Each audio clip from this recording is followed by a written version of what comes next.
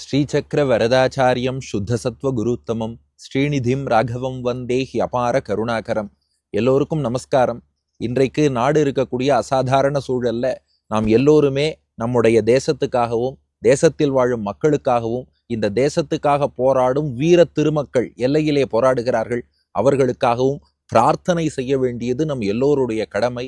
நாம் அத்தனை பேரும் பாரதீயர்கள் என்ற எண்ணத்தோடு ஒற்றுமையோடு இருக்க வேண்டும். நம் தேசத்தின் வெற்றிக்காக, மக்களின் நலனுக்காக, குறிப்பாக எல்லைக்கு காவல் நிற்கும் வீரர்கள், அன்னைக்கு தொண்டு செய்யும் பிள்ளைகள், அவளுடைய நலனுக்காக பிரார்த்தனை பண்ண வேண்டும். அதற்காக பெருமாள் கையில் உள்ள திருவாழியாழ்வான் சக்கரத்தாழ்வார் சுதர்சன சக்கரம் என்று பெயர் பெற்ற அந்த ஆயுதம்தான் நமக்கு பெரிதும் உதவி செய்து வருகிறது.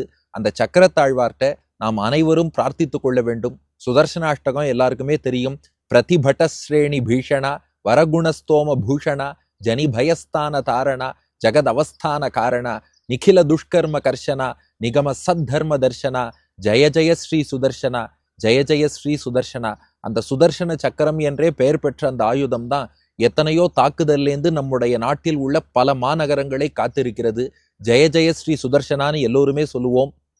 நம் நாட்டுக்கு ஜெயம் ஏற்பட வேண்டும், நம்முடைய இராணுவத்துக்கு ஜெயம் ஏற்பட வேண்டும். அதை சுதர்சனராகிய சக்கரத்தாழ்வார் தான் நமக்கு பெற்றுத்தர வேண்டும். அவர்தான் ரட்சையாக இருக்க வேண்டும்.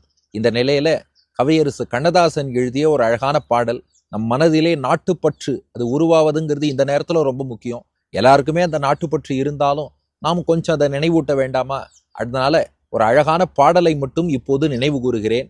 நாடு அதை நாடு, அதை நாடாவிட்டால் ஏது வீடு. அதாவது நாடுனா கண்ட்ரின்னு ஒரு அர்த்தம், இன்னொன்னு நாடுதல் அப்படின்னா விரும்புதல்னு தமிழ்ல ஒரு அர்த்தம் உண்டு. தேடி போவது, ஆராய்வது, நினைப்பது எல்லாத்தையுமே நாடுதல்ங்கிற வார்த்தை குறிக்கும். இந்த இடத்துல அதை நாடுனா நாட்டை விரும்பு, நாட்டை பற்றி நினைத்துப்பார். நாடு அதை நாடு, நாட்டை நாம் நினைத்து பார்க்க வேண்டும், நாட்டை நேசிக்க வேண்டும். அதை நாடாவிட்டால் ஏது வீடு. அந்த நாட்டை நேசிக்காவிட்டால் நமக்கு வீடு எது? பல பேர் நினைக்கிறாங்க நம்ம வீட்டு பக்கம் ஒன்றும் அணுகுண்டு வரல, நம்ம வீட்டு பக்கம் ஏவுகணை வரல, அதனால நல்லா தானே இருக்கும். கிடையவே கிடையாது. எல்லையில எங்கேயோ ஒரு இடத்துல ஆபத்துனா நாளைக்கு நம் வீட்டுக்கு வருவதற்கு எவ்வளவு நேரம் ஆகும்? நாடு இல்லைன்னா வீடு கிடையாது. அதனால நாடு அதை நாடு, அதை நாடாவிட்டால் ஏது வீடு. பாடும் பொழுதெல்லாம் அதையே பாடு, மானம் பெரிதென்று வாழும் பண்பாடு. இந்த தேசம் இருக்கே, உயிரை விட மானம்தான் பெருசுன்னு. ஏன்னா உயிரை துச்சமாக மதித்து அத்தனை வீரர்கள் அங்கே எல்லையில் நிற்கிறார்கள். நமக்கு உயிரை விட மானம்தான் முக்கியம்னு வாழக்கூடிய பண்பாடு கொண்டது நாடு.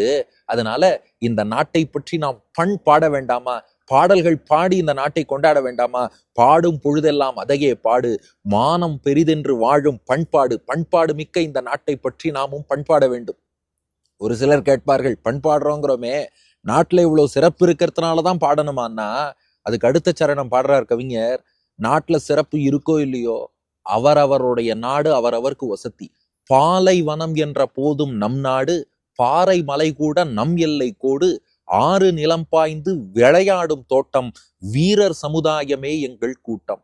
பாலைவனம் என்ற போதும் நம் நாடு, அது பாலைவனமாகவே இருந்தாலும் சரி, நம்ம நாடு நம்ம நாடு தான். அது பாலையோ சோலையோ அது முக்கியம் இல்லை. அது மட்டும் இல்ல, பகவான் உன்னை பாலைவனமா சோலைவனமா பாறையா மலையா எது படைச்சாலும் ஒரு காரணம் இருக்கும். அதான் அடுத்த வரி சொல்றார், பாறை மலை கூட நம் எல்லை கோடு. ஒரு மலைப்பாறை இருக்கு, என்ன பிரயோஜனம்னு கேட்கிறோம். அந்த மலைப்பாறை தான் நமக்கு எல்லை கோடா இருக்கு. அந்த மலை தான் எதிராளி தாண்டி உள்ள வராமல் காக்கிறது. அப்போ ஒன்னொன்னையும் காரணத்தோடு இந்த தேசத்துக்கு பகவான் கொடுத்திருக்கான். இதுல எப்படி இருக்கு? ஆறு நிலம் பாய்ந்து விளையாடும் தோட்டம். நதிகள் அப்படியே நிலத்தில் பாய்ந்து விளையாடி கொண்டிருக்கிறது. நிலத்தில் நதி பாய்வது போல நம் வீரர்கள் களத்தில் பாய்ந்து விளையாடுவது போல போர் புரிகிறார்கள். வீரர் சமுதாயமே எங்கள் கூட்டம். அப்படிப்பட்ட வீர சமுதாயம் நிறைந்தது நம்முடைய நாடு. மேலும் நம்ம வீரர்கள் எப்படிப்பட்டவர்கள்னா, எவ்வளவு பெரிய எதிரி தாக்க வந்தாலும் அவர்களை வென்று வெற்றி கொடி நாட்ட வல்லவர்கள். அதை அடுத்த சரணத்தில் சொல்கிறார். வானம் குலமாதர் முகம் பார்த்ததில்லை, வஞ்ச நினைவெங்கள் மனம் பார்த்ததில்லை, வீரர் விழித்தாழ்ந்து நிலம் பார்த்ததில்லை, வெற்றி திருமாது நடைபோடும் எல்லை. எங்கள் குல பெண்கள் இருக்கிறார்களே, இந்த தேசத்தின் பெண்கள், அவர்களுக்கு நாணம்ங்கிறது முக்கியமான குணம். அதனால அவர்கள் வெட்கப்பட்டு தலை குனியும் போது வானம் பெண்களின் முகத்தை பார்த்ததில்லை. அதே சமயம் வஞ்ச நினைவு எதுவும் எங்க மனசை பார்த்தது இல்லை. எங்கள் மனசுக்கு வஞ்சிக்கிறதோ, இன்னொருத்தரை ஏமாத்துறதோ, இன்னொருத்தன்ட்டு அடிச்சு பிடுங்கிறதோ இதெல்லாம் எங்க வழக்கம் கிடையாது. வீரர் விழித்தாழ்ந்து நிலம் பார்த்ததில்லை. ஆனா அந்த சோல்ஜர்ஸ், போர் வீரர்கள் போய் சண்டை போடுகிறார்களே, அவர்கள் நெஞ்சை நிமிர்த்தி கொண்டு, அது வீரர்களா இருக்கலாம், வீராங்கனைகளா இருக்கலாம். இப்ப 2 வீராங்கனைகள் தான். ஒருவர் பார்த்தால் கர்னல் சோஃபியா குரேஷி என்பவர், மற்றொருவர் விங் கமாண்டர் வியோமிகா சிங் என்பவர். 2 பெண்கள் தான். அப்போ ஆண்களா இருந்தாலும் பெண்களா இருந்தாலும், வீரர்களோ வீராங்கனைகளோ, விழி தாழ்ந்து நிலம் பார்த்ததில்லை. அவர் தலை குனிஞ்சு நிலத்தை பார்க்க மாட்டாங்க, நெஞ்சை நிமிர்த்தி வானத்தை பார்த்து கொண்டு போரிடுவார்கள். அந்த வீரர்களின் போரின் விளைவு வெற்றி திருமாது நடைபோடும் எல்லை.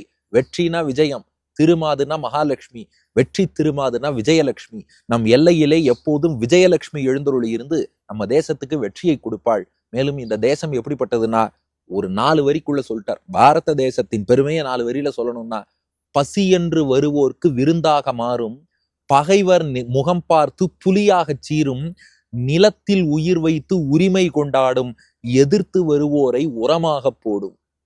அப்போ பசின்னு தேடி வந்தா இந்த தேசமே விருந்தாகி அவனுக்கு உணவளிக்கும். ஆனால் பகை என்று சொல்லி வந்தால் புலி போல சீரும், நிலத்திலே உரிமை கொண்டாடும், எதிர்த்துவத்தம் வந்தான்னா இந்த நிலம் செழிப்பதற்கு அவனையே உரமாக போடக்கூடிய தேசம்.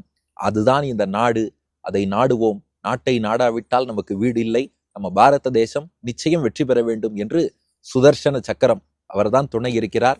ஜெய ஜெய ஸ்ரீ சுதர்சனா, ஜெய ஜெய ஸ்ரீ சுதர்சனான்னு திருவாழி ஆழ்வானை பிரார்த்திப்போம்.